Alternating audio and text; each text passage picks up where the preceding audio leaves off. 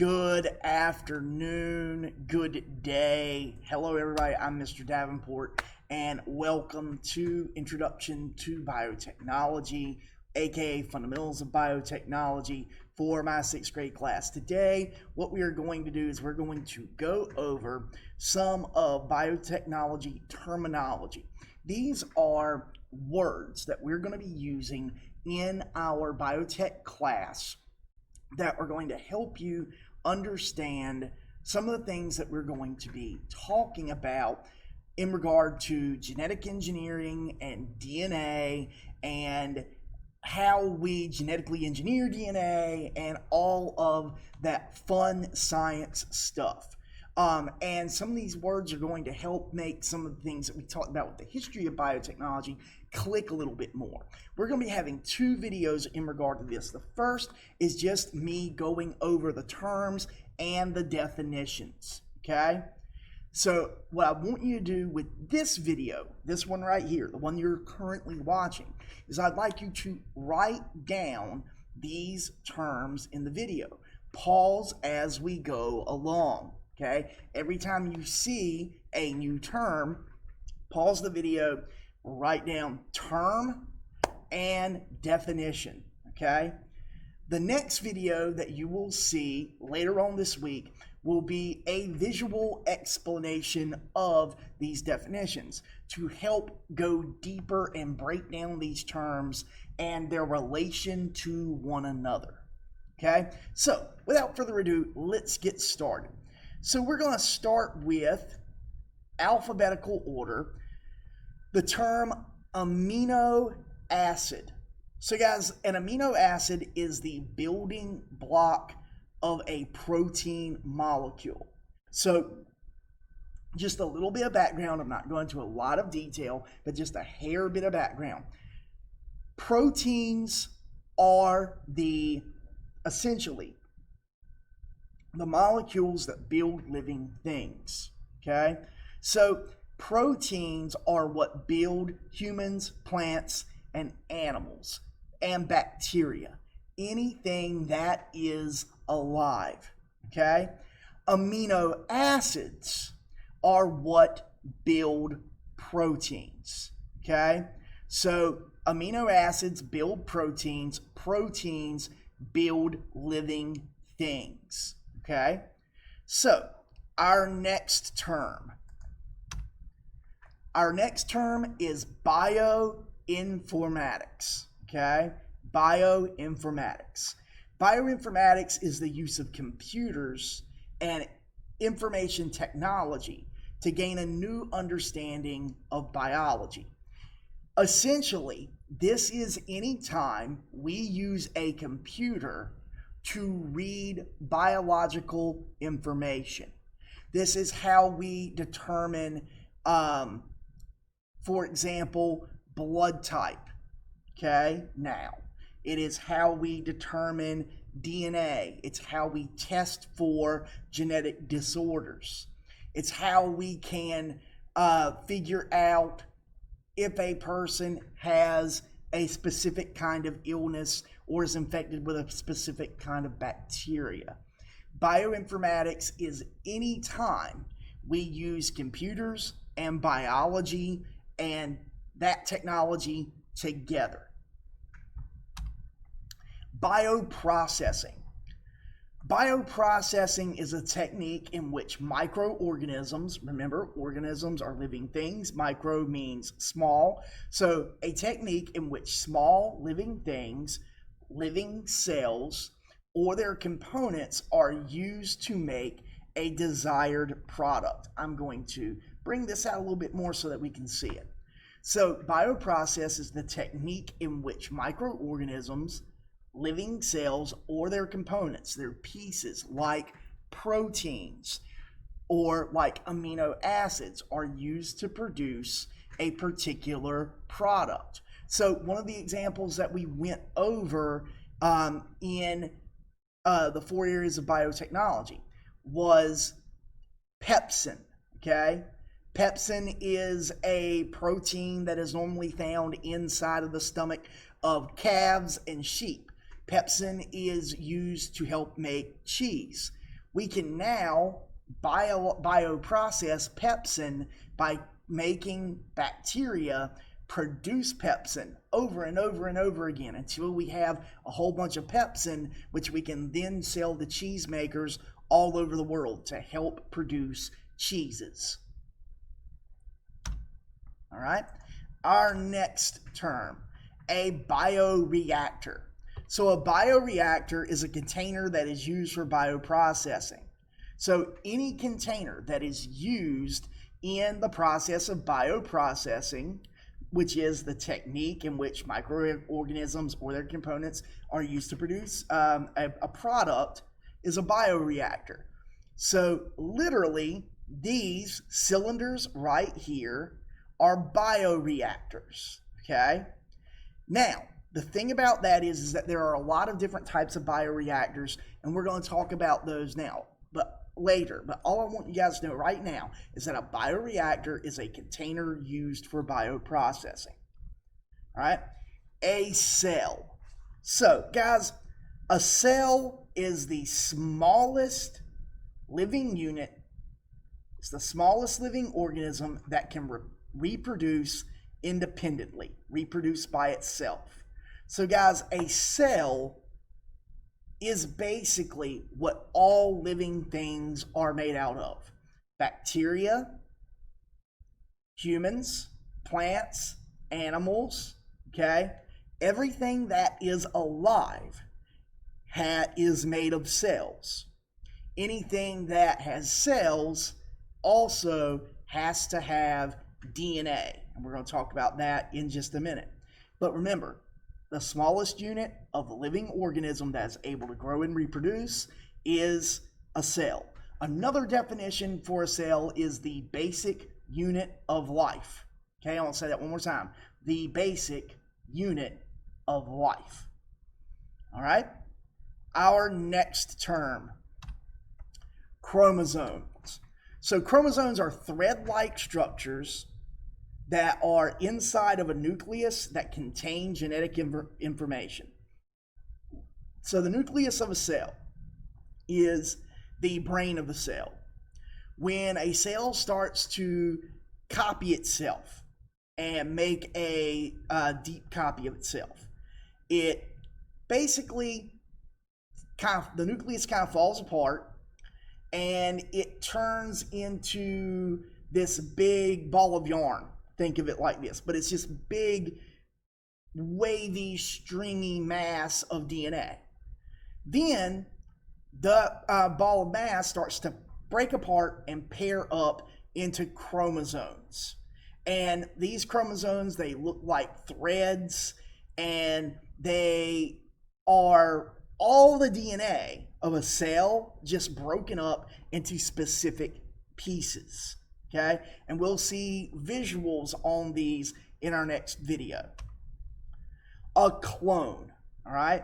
So, a clone is a cell or a collection of cells that contains identical genetic material from a single parent cell, and this means that the offspring is genetically the same as the parent. So what do I mean by that? Well, let me zoom in a little bit so that we can check this out. All right, so follow our zoom in here, okay? I know that's going to be difficult to read, so just let me follow along. So here we have two different pigs. We want to make a pig clone of our fella right here. So what we do is we take a skin cell, take a skin sample. All right, so this is the skin sample. Skin is just a collection of cells that serves a specific purpose. And what we do is this right here. You see the little brown dot? And then see you got kind of the peach dot, and then we have the brown dot. That brown dot is the nucleus of the pig. Okay, it's the nucleus of the cell. Sorry, I said pig. I don't know why I said that. Then we've got this little piggy right here. Okay, this is a different type of pig. We are getting a blank embryo cell. We call it an egg. And what we do is we take the genetic information out of this lady's egg, the embryo, and we put in the DNA from this little piggy right here. Okay? So this blank cell that comes from this guy, this lady, this sow, this DNA gets put in here with a little micropipette, and then we give it a little bit of an electric shock. We fuse it together, and it becomes a cloned cell. Then we implant it using artificial insemination into a surrogate mom. And then a few months later, we get the clone. This is the cloned animal right here. And this clone looks like the pig up here. So the parent and the offspring have identical DNA. All right? We will go over this in more detail when we talk specifically about cloning. But right now, the only thing that I want you to keep in mind is that cloning is a clone is a cell or a collection of cells that contain identical genetic material from a single parent cell that are genetically identical to the parent. Key word, identical. All right? Culture. When we guys normally talk about culture, we're normally thinking about human beings and civilization and society. This is a different kind of culture. It's another use of the term. This type of culture means the growth of living organisms in a prepared medium or media.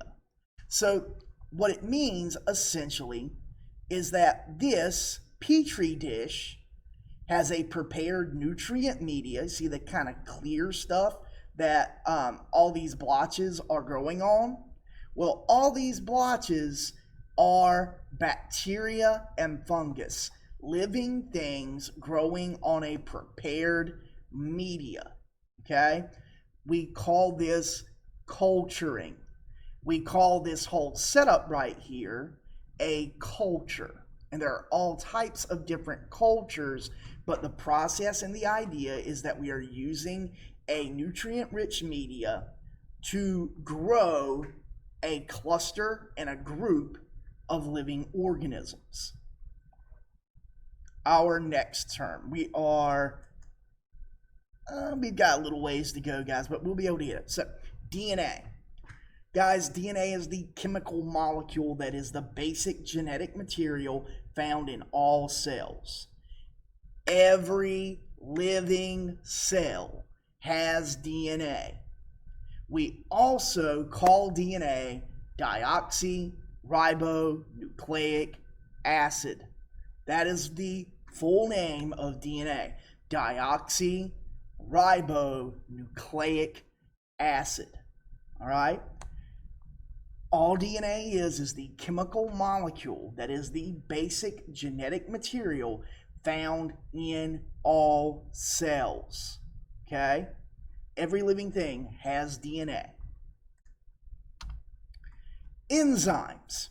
So guys, enzymes are proteins. There's that protein word that we talked about with amino acids.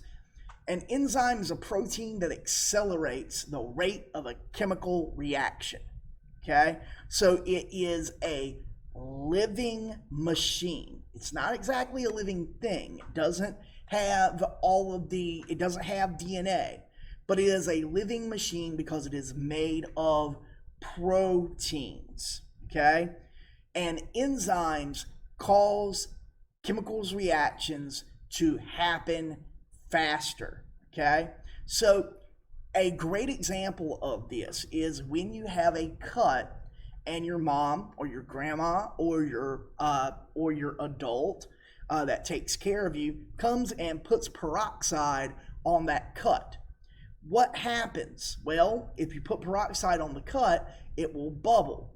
And what's happening is the peroxide is interacting with an enzyme in our blood called catalase. And that catalase enzyme and the hydrogen peroxide interact, and the gas expands and bubbles appear.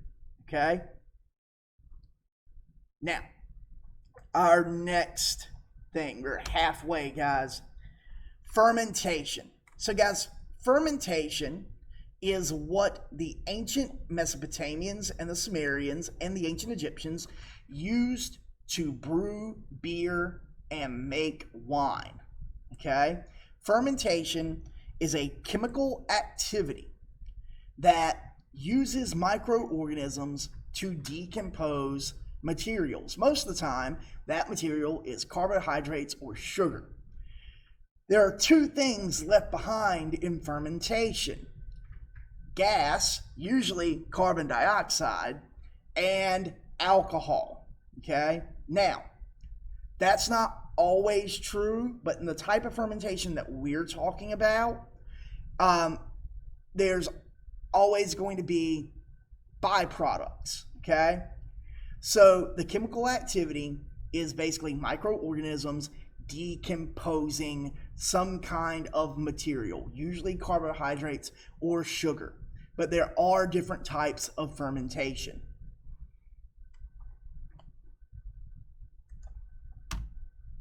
Genes. So, guys, a gene is a small section of a chromosome, and genes control hereditary characteristics. Genes are found in chromosomes. They are also what give our characteristics, and they are passed on from parent to child through DNA. Okay? We'll talk about this in more depth with our visual definitions video. Genetic engineering. Genetic engineering is artificially changing the genetic makeup of an organism. The key word is artificially, meaning man-made, meaning humans changing the genetic makeup of an organism. Okay? We're going to talk about different methods of genetic engineering when we discuss visual definitions later on this week. The genome. The genome is the total amount of heredity in a cell. It is all the DNA, okay? Guys, every living cell contains all the DNA that is needed to make an exact copy of that living organism, okay? So every cell contains the genome of that animal, of that plant, of that human, of that bacteria, okay? All cells contain the DNA and the genome of that animal, because the DNA is effectively the genome.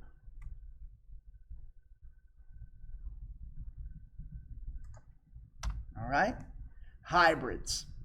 So, hybrids is a term that's used in selective breeding. Selective breeding is when humans interfere in the life process and the selection process of mates between two animals. So selective breeding is when humans find that they want a specific trait for the offspring of an animal, of a plant, and so we breed two closely related or even animals that are the same species to get that trait. A hybrid is specifically in selective breeding when we take two different species or two different strains and we breed them together.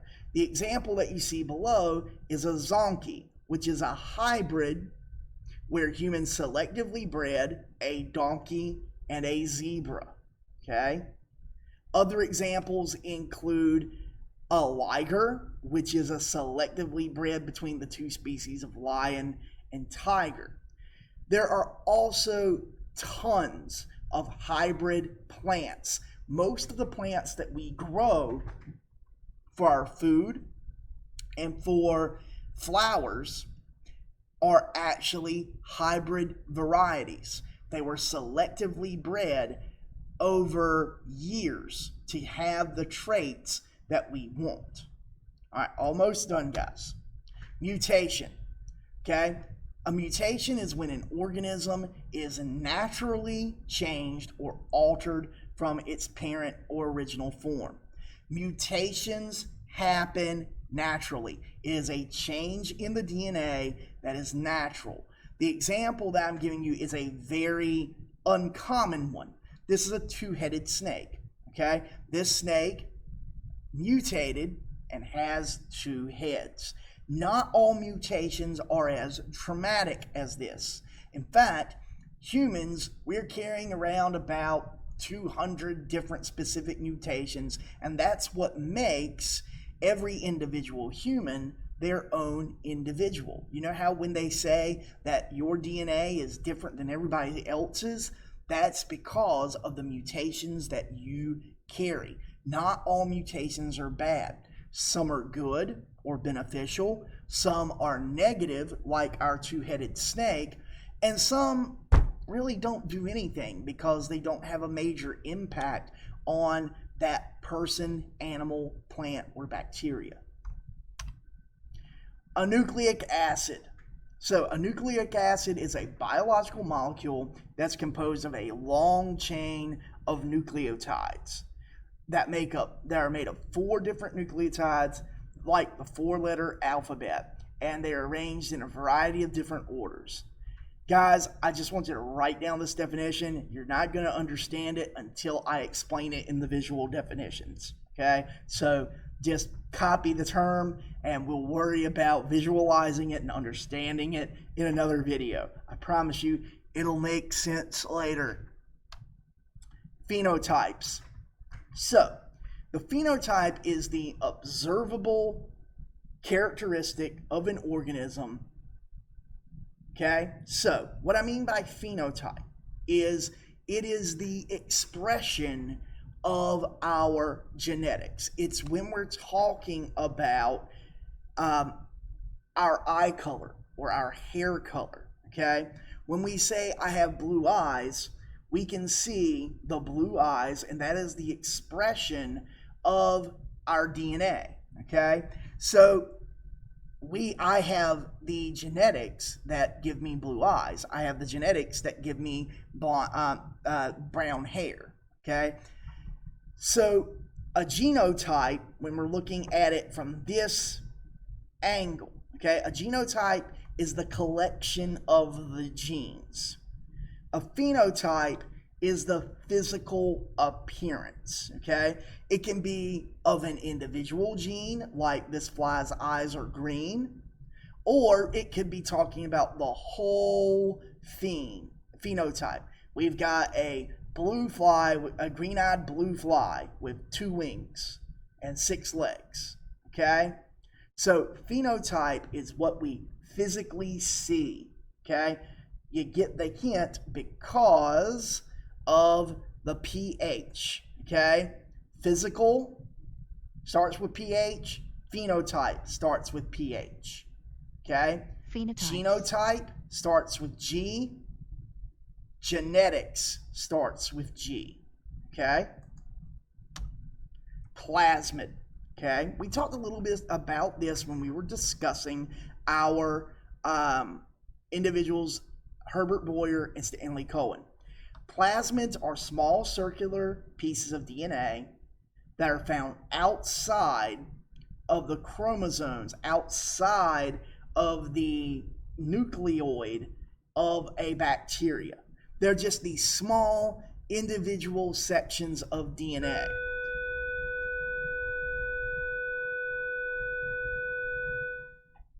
So these do different things, and bacteria exchange these all the time. Some of these can pass on resistances. What we do with these, what humans do with these is we make recombinant DNA. Okay, and we're going to talk about that process in our visual definitions lesson. And finally, our last piece is the protein. Okay, proteins are complex biological molecules that are composed of a chain of units called amino acids going back to the beginning. And proteins carry out all of the living functions of an organism. Our human bodies would not work without proteins. Okay? Proteins and enzymes cause the interactions that help us to breathe and get nutrients to our organs and to move oxygen and carbon dioxide in and out of our body. Without proteins, we would not be living things. Proteins would not exist without amino acids. Okay, so when I go through the visual definitions, some of these connections are going to be more clear. All right, so guys, this actually ends our video. I went a little bit longer than I wanted to, but I wanted to get all these terms into one video. So I want you to watch this today, come back later for our visual definitions lesson.